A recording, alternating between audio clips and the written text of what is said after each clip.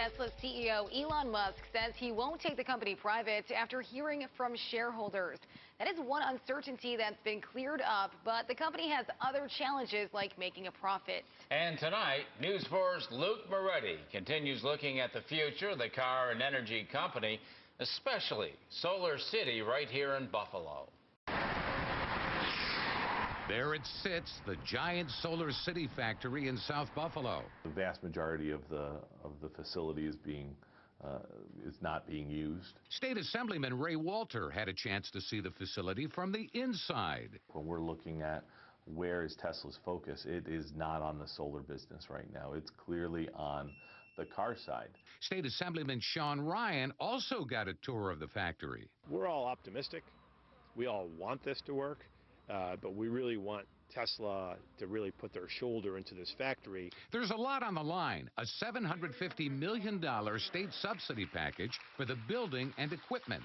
In exchange, Tesla hits job creation targets over the next several years.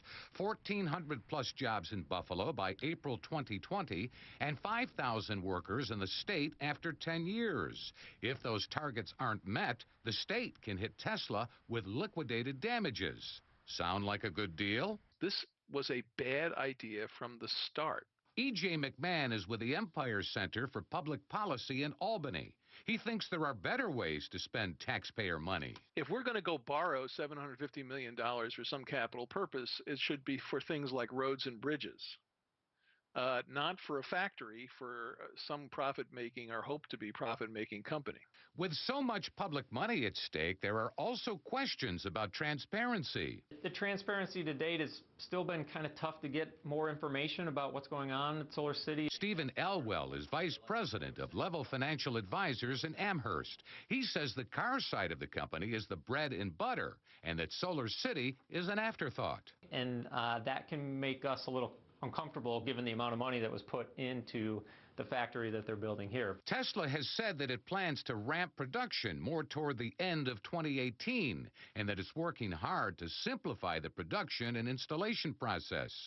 Empire State Development, the state agency overseeing the project, says more than 600 people have been hired and that Tesla is in compliance with its promised milestones and financial commitments. Anybody should be able to go on to the state website, type in, whatever project they want, and find out all the information that's available to them. But if you check the project status on the state's Buffalo Billion website, you get 3 sentences, including this: hundreds of people are on the job at the plant. When you basically agree to hand the keys to a $750 million factory to a publicly traded private company, why would you expect complete transparency? Do you worry about transparency in terms of knowing, or the public knowing, with this huge investment, what's going on over there? Yeah, I do worry about transparency, and it seems the company as a whole has a real model of secrecy.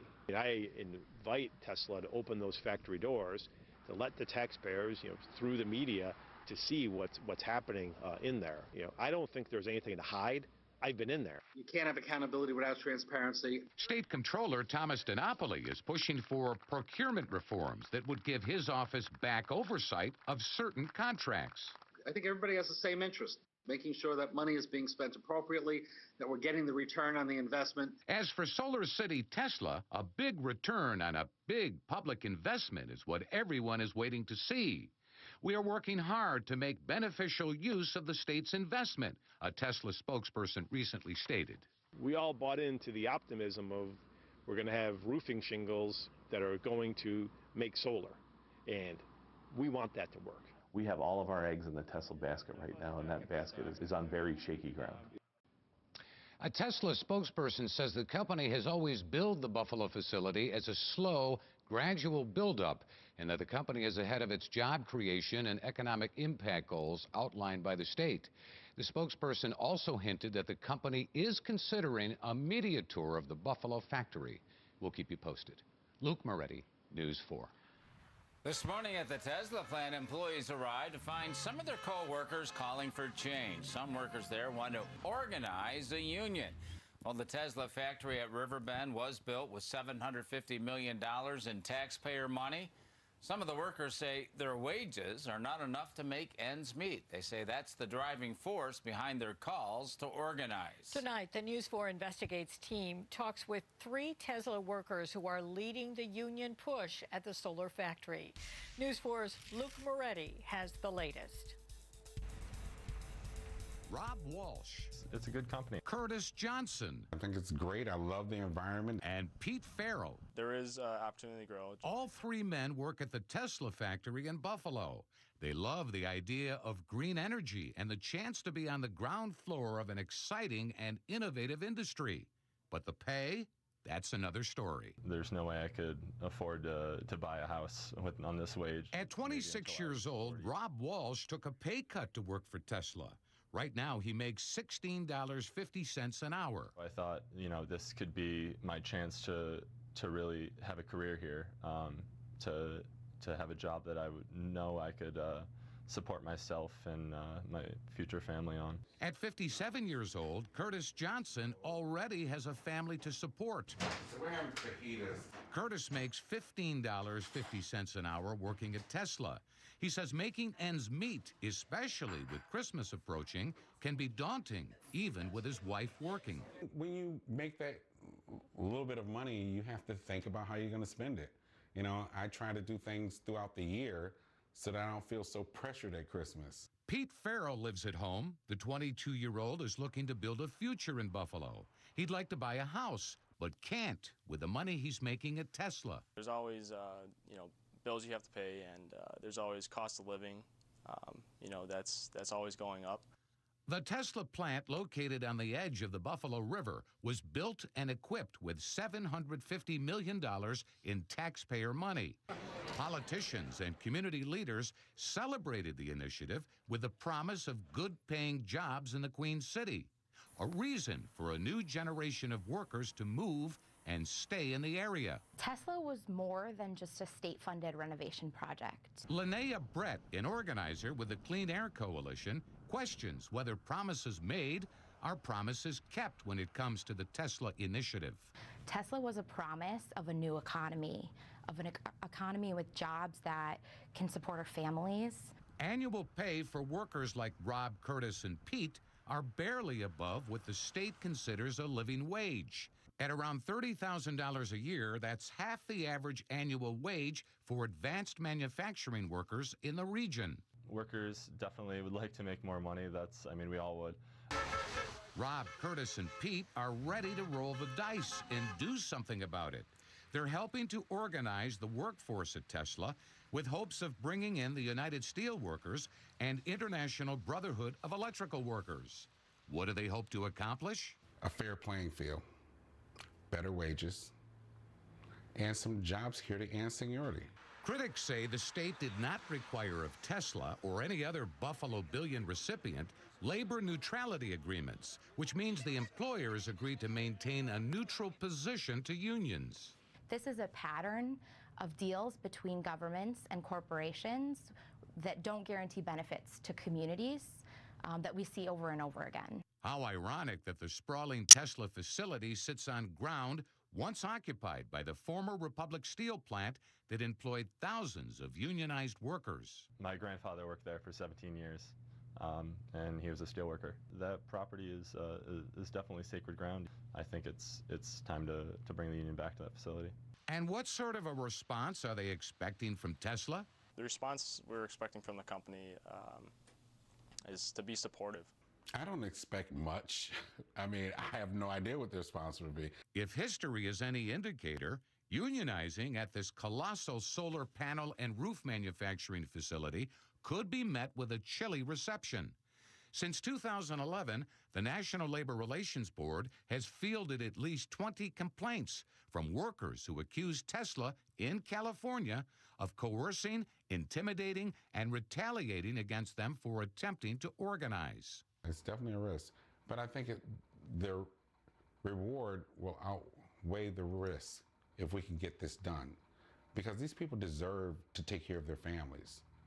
They deserve not to struggle. According to the Labor Department, New York State has the highest percentage of union membership in the entire country. And Buffalo, the city of good neighbors, has always been known as a big blue-collar union town. You live in Buffalo, you know, so you can't walk around and not see somebody that hasn't worked in a union.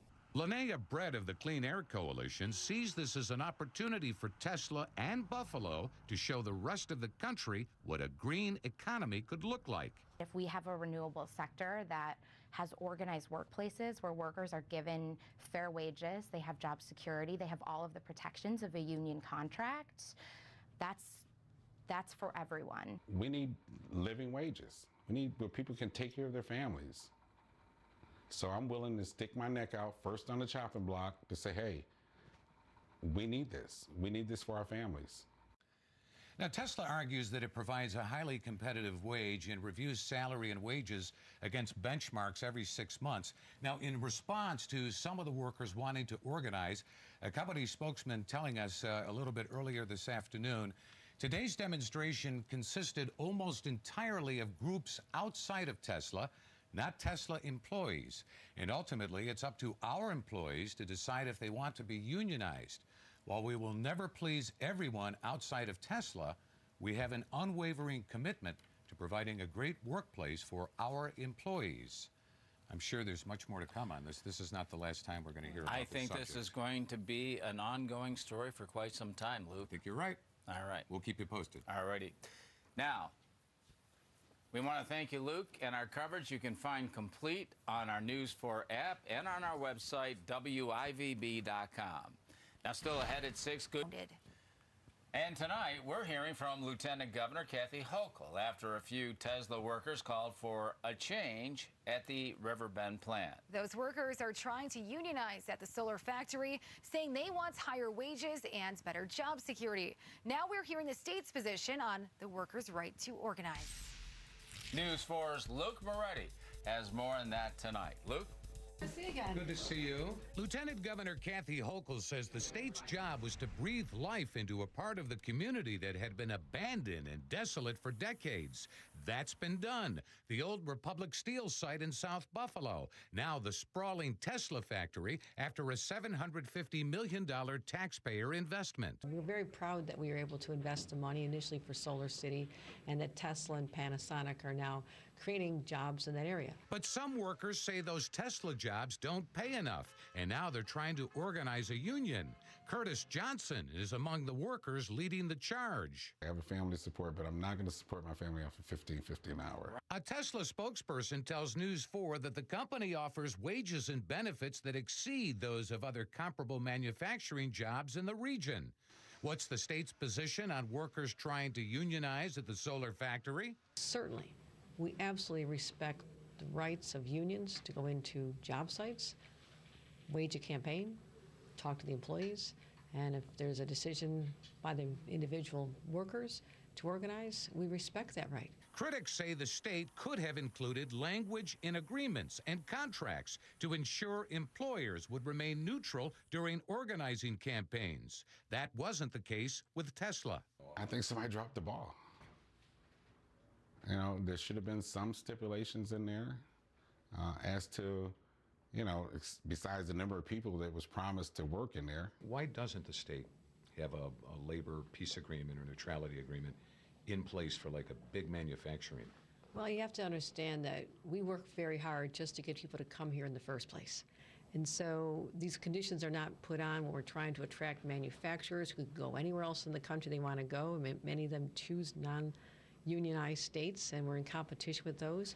But once they come here, every member of this community has a right, who's a member of a union, to go into that job site, make their case, and hopefully win support.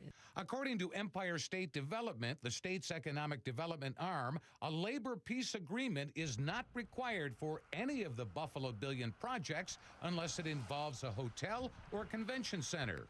As for Tesla's position, ultimately, it's up to our employees to decide if they want to be unionized. A company spokesperson telling News 4, we have an unwavering commitment to providing a great workplace for our employees. Luke Moretti, News 4.